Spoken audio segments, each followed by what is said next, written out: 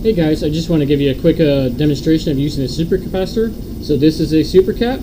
It's 2.7 volts, 50 farads, and it's connected in parallel to this little motor here. And so what I'm going to do is I'm going to charge this supercap, and then it's going to power this motor. So right here, you see that I'm using my power supply to charge the supercap, and it's also running the motor at the same time. I'm also measuring the current going into the supercap, the voltage of it, and also the current going out. So the cool aspect of a supercap is that they can charge really fast, but they also discharge really fast. But I'm going to remove my power supply here, so there's no longer any power going to the supercap, but the supercap is still discharging and running this small motor. So it's pretty cool how you can charge up supercaps and power a motor real quick.